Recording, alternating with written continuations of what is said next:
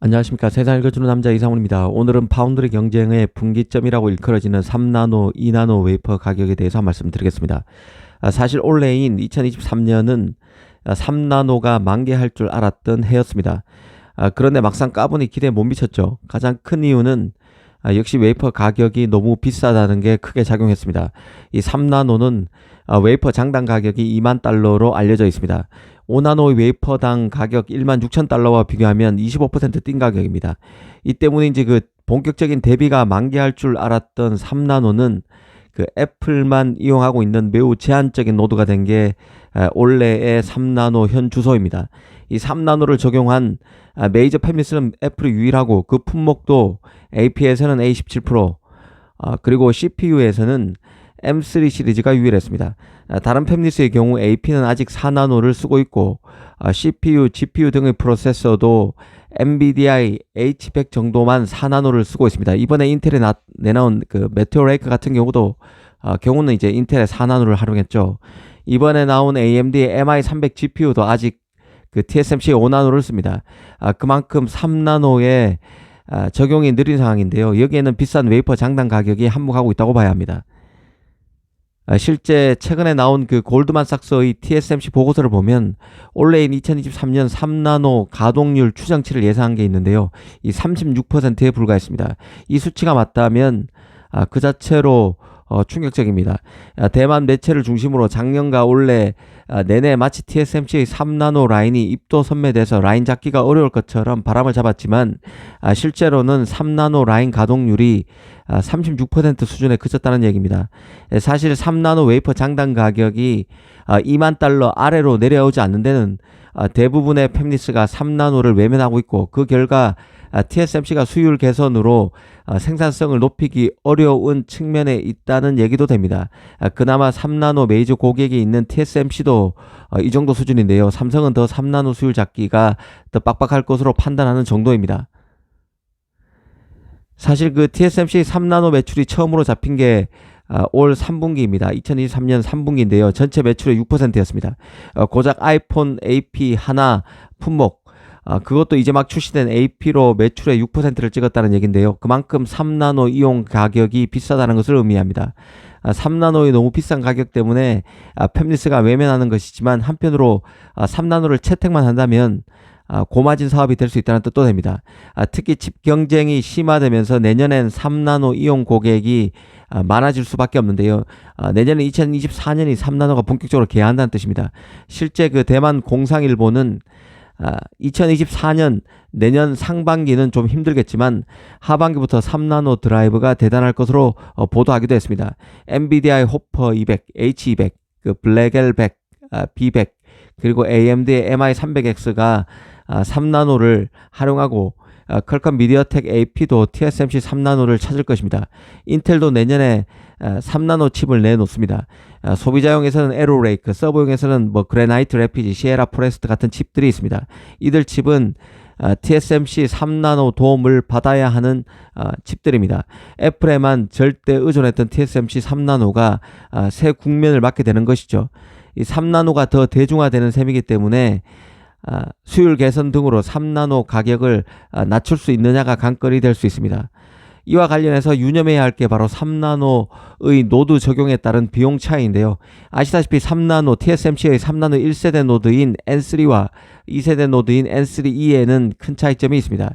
N3 노드는 노드 구현이 복잡해서 가격이 비싼 반면 칩의 성능은 좋다는 평가가 지배적입니다. 반면 N3E 같은 경우는 EUV 공정 자체가 6개가 적어서 이용 가격이 저렴한 것으로 잘 알려져 있습니다. 아무래도 3나노 비용 때문에 팹리스가 3나노 노드 적용을 꺼려왔다면 앞으로 N3E로 더 몰릴 가능성이 있는 만큼 TSMC는 3나노 2세대 수율 잡기에 더 매진할 것으로 봅니다. 그래서 더 중요한 게 유심히 봐야 할 게 앞으로 웨이퍼 가격인데요.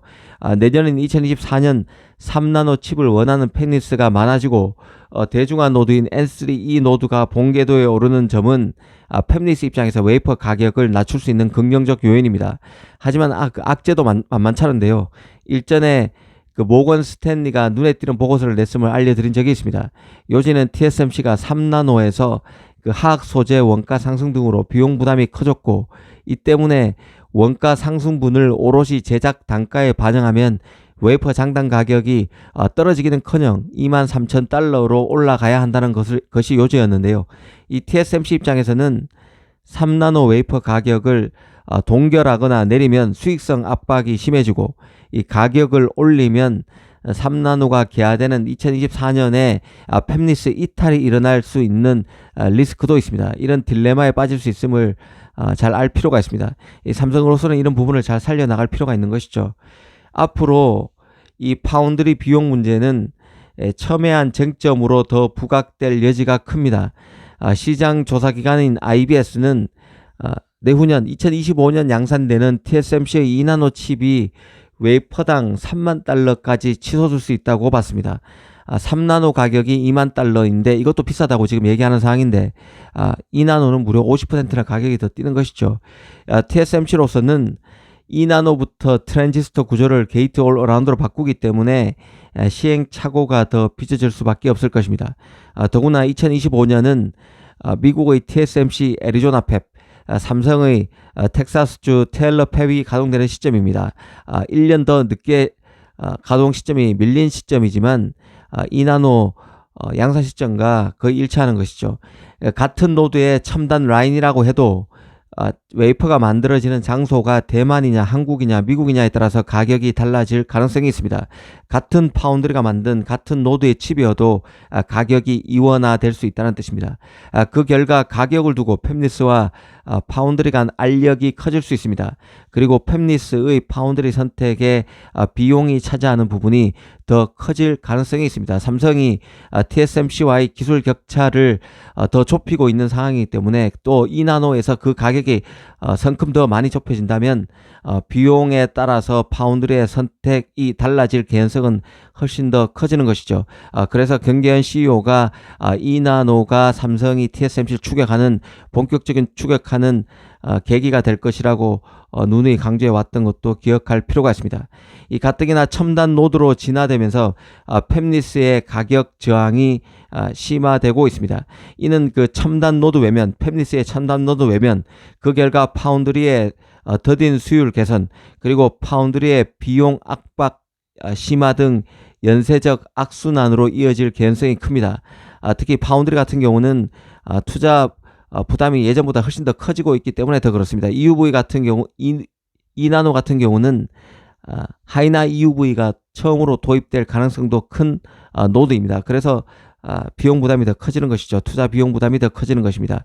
이런 상황에서 패키징 기술이 점점 더 중요해지고 있고 삼성 입장에서는 메모리인 HBM을 지렛대로 한 파운드리 영업 가능성도 더 커지고 있는 시점입니다. 이런 문제를 잘 볼 필요가 있다는 생각입니다. 감사합니다.